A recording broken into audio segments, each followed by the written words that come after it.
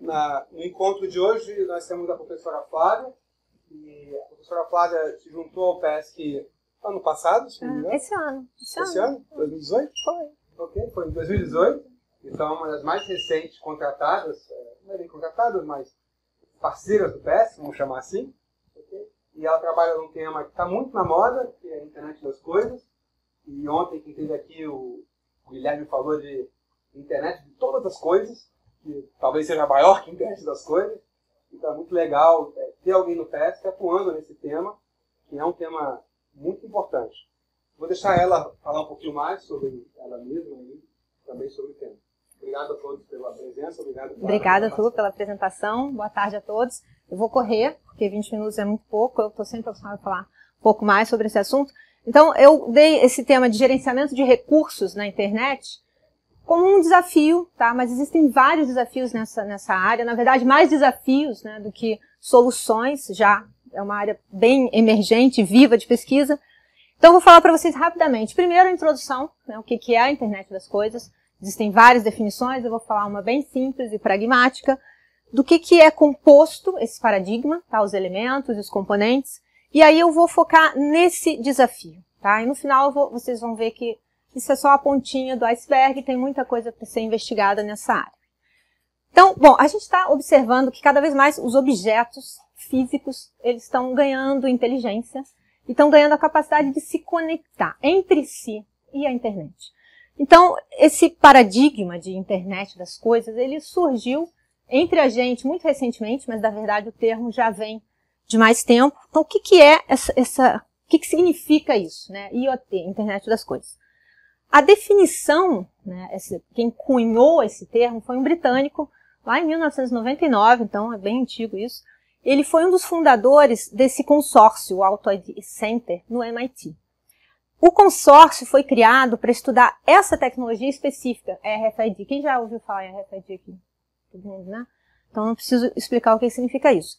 Quando surgiu a RFID, veio essa ideia de instrumentar potencialmente qualquer objeto, coisas mesmo, roupa, dinheiro, uma montagem de um carro, por exemplo, poderia ter cada peça instrumentada. Então as aplicações na indústria foram sensacionais e gerou uma polêmica com relação a isso, se eu tenho lá minhas calças instrumentadas com dados sobre mim, isso tem um problema do dado, né? A segurança do dado, não ter o consentimento das pessoas sobre como usar aquela informação.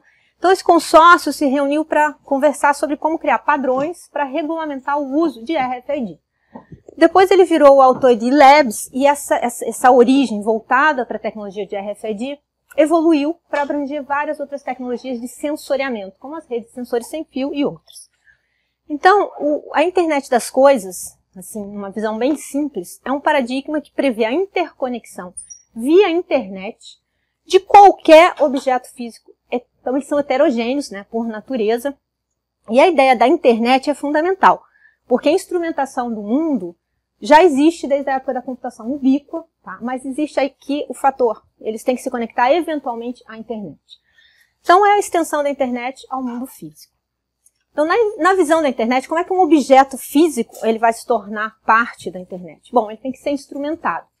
Então, eu preciso de sensores, atuadores, eu preciso poder endereçar, controlar e monitorar esses objetos através da internet, não necessariamente acessar cada objeto via um IP, não necessariamente isso, tá? Mas eu preciso acessar via internet, pode ser talvez através de um gateway. Esses recursos, esses objetos instrumentados, podem se comunicar entre si com outros recursos físicos ou virtuais. E aí, pessoal, mais importante do que os objetos conectados são os dados sobre esses objetos.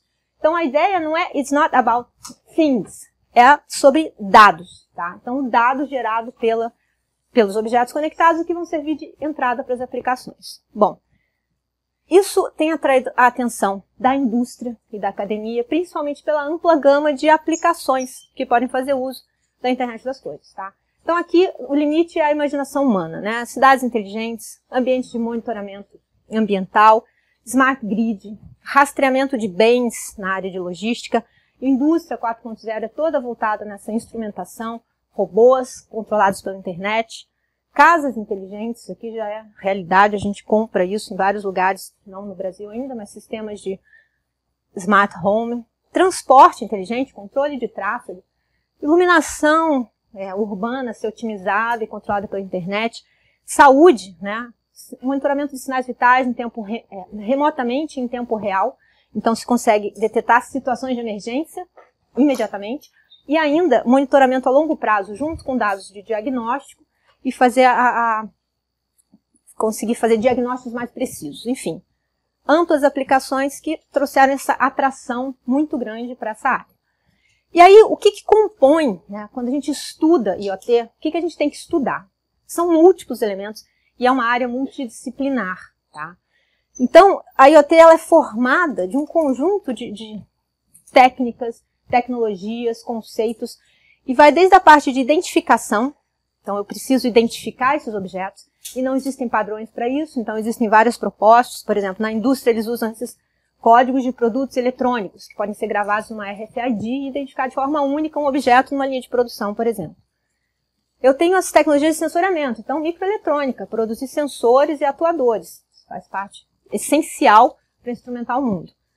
Toda a parte de comunicação, e aqui entram as tecnologias de rede sem fio, tá? Mas não só essas. A parte de computação. Então aqui são os microcontroladores, então eu tenho o processamento que vai estar interno lá nos objetos mínimos, até o centro de processamento na nuvem, tá? Porque aqui isso tudo faz parte da computação em IoT. Tem os serviços de valor mais agregado, então aqui são plataformas de middleware que fazem coisas como descoberta de recursos, fusão de informações e serviços específicos da aplicação. Até chegar numa camada mais alta de semântica.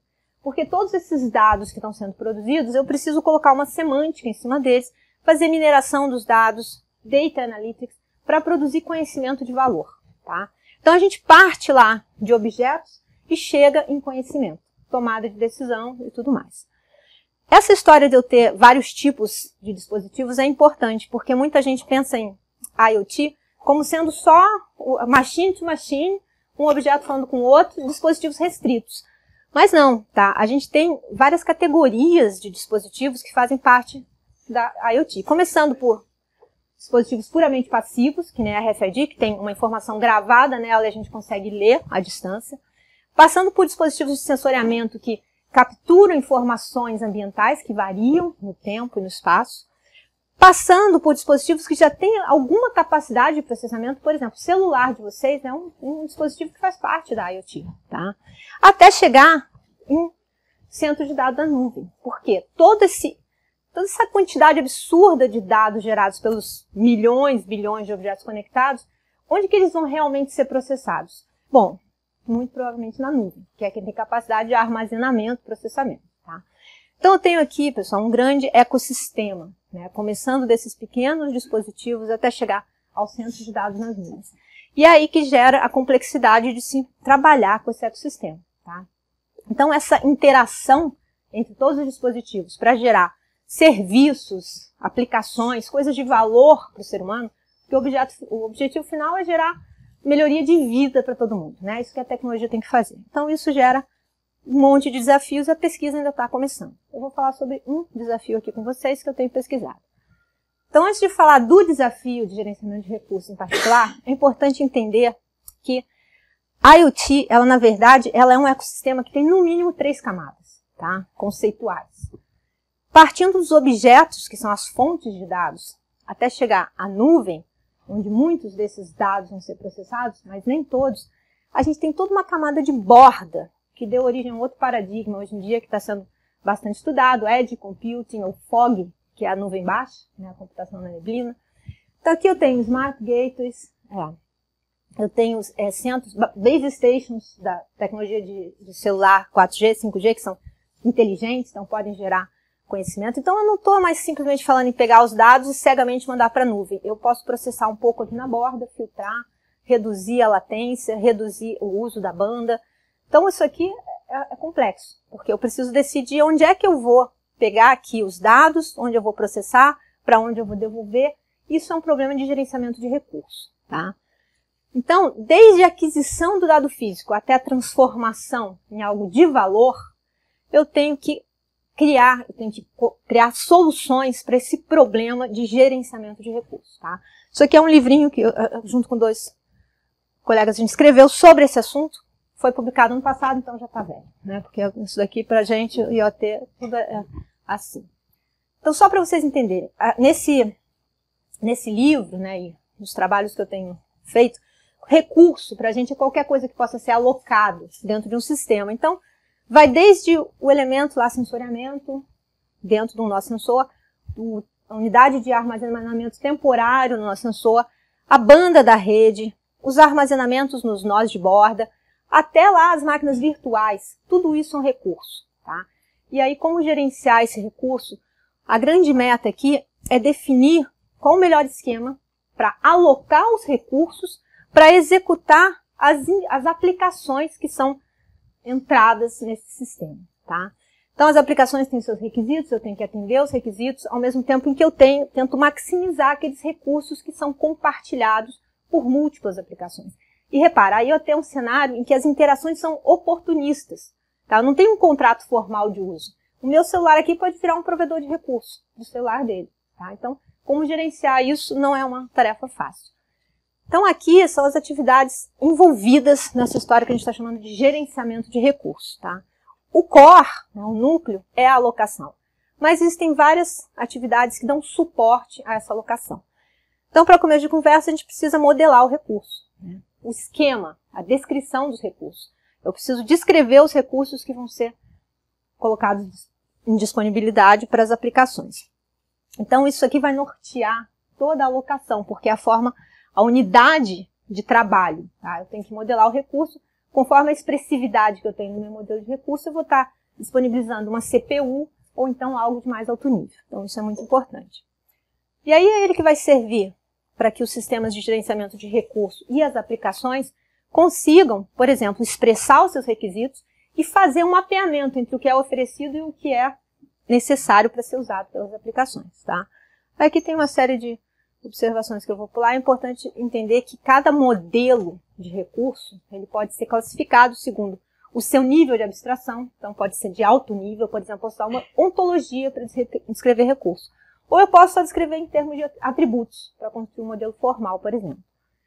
Diferentes granulosidades, né, ou granularidades, isso aí eu posso pegar e fazer uma descrição muito detalhada ou pouco detalhada, em blocos mais grosseiros. Se eu fizer muito detalhado, eu vou dar mais flexibilidade para descrever o que eu preciso. Mas eu vou ter um problema de otimização mais complicado, porque eu crio mais restrições para serem levadas em conta. E tem um nível de formalismo, tá? Então eu posso usar diferentes níveis de formalismo. Se eu fizer um modelo bem formal, eu já ganho de graça lá mecanismos de verificação da consistência do meu modelo. Isso é muito bom, tá? Eu já consigo usar, por exemplo, se eu estou usando a ontologia, lógica de primeira ordem, eu posso fazer inferências sobre os meus modelos para fazer descoberta de recursos. Então isso tudo tem que ser levado em conta. Existem várias abordagens, tá? Por exemplo, baseadas em atributos, em semântica, em virtualização, cada uma com um diferente grau de formalismo, granulosidade e nível de abstração. Bom, uma vez construído o modelo de recursos, quem vai consumir esses recursos, em última análise, são as aplicações. Então, eu preciso também ter um modelo de aplicação, tá? Esse modelo tem que permitir descrever os requisitos funcionais. Então, a aplicação está interessada em monitorar a temperatura dessa área por um dado tempo, com uma dada periodicidade. E os requisitos não funcionais, qualidade de serviço, um atraso máximo de 2 segundos, tá? Então, o modelo de aplicação, ele é essencial também, para eu descobrir o que eu quero do sistema, para poder descrever esses requisitos. E aí pode ser usado, pode ser descrito através de uma API programática, uma API declarativa, ou usando alguma linguagem específica de domínio, tá? Então, eu tenho trabalhado nessa área, tem um aluno que está com a tese dele de doutorado, toda em cima de definição de requisitos voltados para o ambiente de IoT. Bom, então a gente modelou o recurso, antes de usar a gente precisa descobrir. Tá? Descoberta de recursos já é um problema sério na web. Imagina na web das coisas, né? Então a escala, a heterogeneidade, a dinâmica, né, dos recursos necessários, tudo isso são desafios aqui. E ainda tem requisitos específicos. Por exemplo, esquema de identificação. Eu não vou identificar um recurso pelo IP, eu tenho que identificar o recurso pelos seus atributos. Eu não estou interessado em IP. Internet das coisas, IP é o que menos interessa. Eu tenho que descrever os recursos pelo seu conteúdo, pelo seu dado, tá? Eu preciso aceitar consultas em cima de intervalos de dados, uma série de coisas que ainda não está disponível na área de descoberta de serviços. Outra coisa importante é monitorar, né? Para eu saber o que está disponível de um recurso, eu preciso de um monitoramento constante. Tá? Então, o uso da banda, a energia do dispositivo, porque tem muitos dispositivos restritos em energia, tudo isso é essencial para a função de alocação. Às vezes, eu preciso estimar. Então, uma aplicação de longa duração, eu preciso saber se eu vou conseguir ter recurso suficiente para chegar até o fim daquela aplicação. Então, tem que ter algum tipo de estimativa do uso do recurso, baseado no histórico e em modelos de predição. Então, outra área interessante de pesquisa. Mas, voltando aqui para o core, tá? O que é esse problema de alocação de recursos? Bom, o processamento de uma aplicação, ele gera uma carga de trabalho para o sistema, tá? Uma workload. Essa carga de trabalho, ela representa a quantidade de recursos que vão ser consumidos para executar as tarefas daquela aplicação. Então, por exemplo, aqui eu tenho uma aplicação que vai pedir as seguintes tarefas para o sistema. Sensoriar, processar e transmitir 50 amostras de temperaturas. Outra tarefa seria adquirir, processar e transmitir uma imagem JPEG. Então, aqui eu tenho uma aplicação que está cortadinha em várias tarefas. Tá? Quais seriam os recursos? Memória, ciclo de CPU, tempo de uso de uma unidade de sensoriamento, a banda da rede. Então, eu preciso ver se o sistema, como um todo, tem recursos para atender a todas as aplicações em execução. Tá? Então, esse é o problema que é resolvido pela alocação de recursos. É como acomodar essa carga de trabalho, considerando que a gente tem os requisitos funcionais e não funcionais e múltiplas aplicações em execução. Tá? Esse é o desafio. As aplicações entram e saem do sistema e não existem contratos formais. Então, a primeira coisa é identificar as tarefas, unidades de execução, e depois distribuir essas unidades entre os elementos do sistema. E esses elementos são desde o sensorzinho até a máquina virtual na cloud. Tá? Como que eu vou distribuir isso? De preferência de maneira justa, que ninguém consuma todos os recursos de forma egoísta, mas às vezes é necessário dar diferentes prioridades. Porque imagina que eu tenho aqui uma aplicação só para controlar a temperatura da sala e outra aplicação para detectar incêndio. Logicamente que essa aí vai ter prioridade. Tá? Então é outra coisa que tem que ser levada em conta.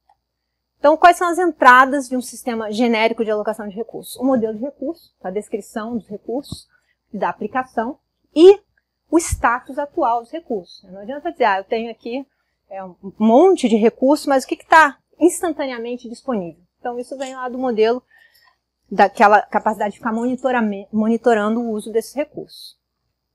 Quais são as dificuldades envolvidas nessa tarefa de alocação? Bom, cenário dinâmico, altamente heterogêneo, tá? Então, a gente tem que, a todo momento, estar lidando com aplicações das mais variadas, com diferentes requisitos de QoS.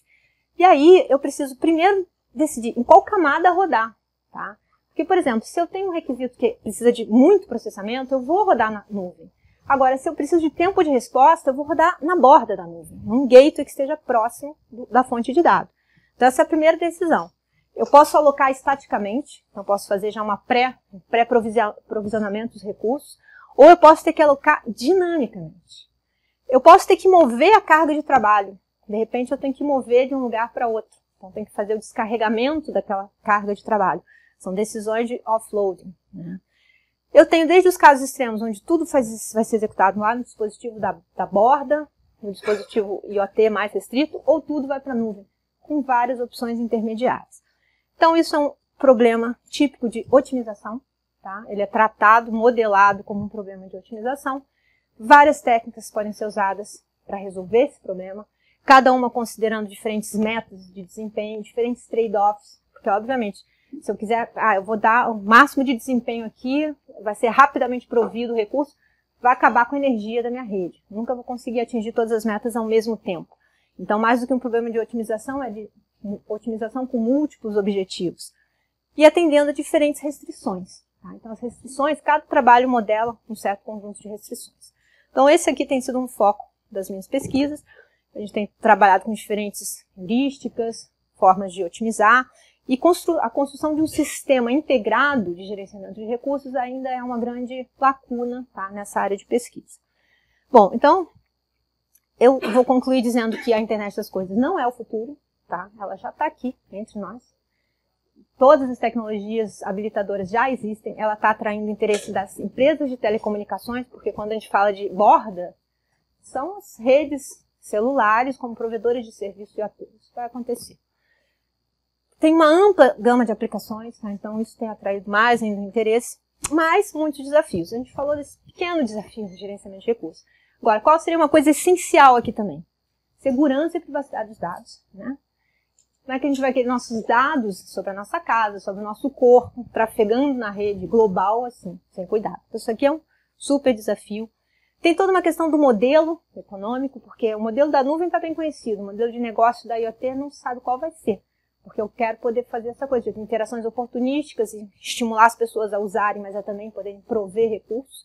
Então, vai ser preciso um novo modelo de negócio distribuído, tá? E ainda, fora isso, tem toda a parte de virtualização, que a virtualização é algo que está resolvido na nuvem, mas a virtualização nesses dispositivos de borda, que são menos poderosos computacionalmente, já vai ter que ser construída uma nova forma de virtualizar os dados, tá? E as arquiteturas em si dos sistemas de IoT, ok? Então, acho que já deu para falar. E agora dá tempo pro pessoal fazer alguma pergunta. Curiosidades? Pode falar. Quanto dessas tecnologias aí de alocação de recursos e tal, isso pode ou não pode ser aproveitado a parte de grid, né? Você falou de virtualização, parece...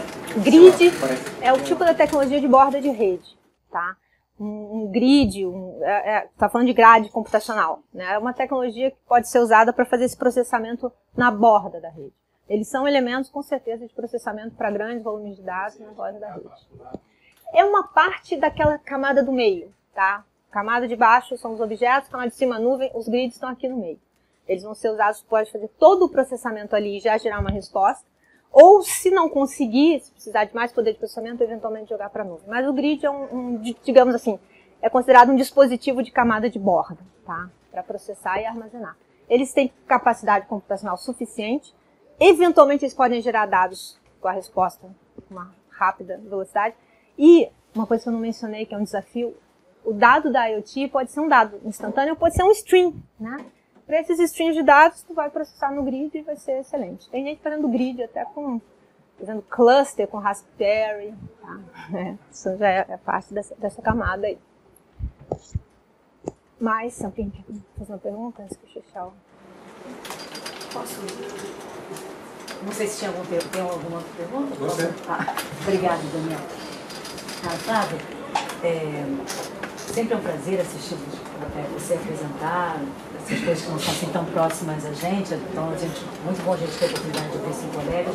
Eu fiquei assim, curiosa, porque eu sei que você é um exemplo assim, no teste, é um modelo para a gente também, porque você é muito forte nesses projetos, tanto de pesquisa, você é cientista do nosso estado, pesquisador do CNPq, pesquisador sênior do CNPq, mas você também tem projetos Copytech, né, mais assim de aplicações. Você poderia um pouco falar desses, por favor? Então, agora, no momento, um projeto mais interessante que eu estou é com a Dell MC, e é todo em cima dessa tecnologia de fazer os dados de IoT serem processados na borda da rede. Eles estão interessados, inclusive, a Dell fornece um Edge, um dispositivo de Edge com os drivers para dispositivos de IoT.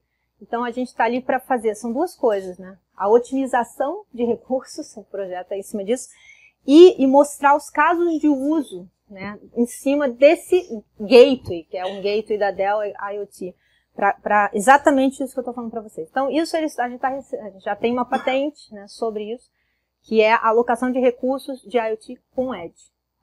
Então, estão de olho, virou assim um dos, digamos, eles falam, tem uma palavra que eles usam, que é os triggers deles lá interessados nesse negócio, IoT com Edge, porque eles estão vendo isso, a necessidade de explorar a borda da rede, eles chamam de ter uma pequena, a cloud on the premises, ter uma cloud local com dispositivos menos poderosos computacionalmente e gerando dados em tempo de resposta sim. Então, assim, eles estão de olho nisso. E quando esses sistemas entram em choque? As aplicações conflitantes. Faz parte. Isso aí é o maior, para mim, a aplicação conflitante. Elas vão disputar por um recurso, uma vai ter um requisito que não tem como atender se a outra for atendida. Assim. Por isso que eu acho que essa história de tudo ser muito solto, né, e interações oportunistas, isso é um dos maiores desafios. Porque no fundo a gente sempre trabalha com algum tipo de contrato, é alguma coisa meio previsível. Mas não sei como é que vai ser. Esse modelo de negócio aí a gente ainda tá para ver. Por exemplo, usar o teu celular para outras pessoas. Será que realmente isso vai acontecer? Se disserem que tu vai pagar menos na tua conta, pode ser. Não está usando aqui, né? Acaba a energia.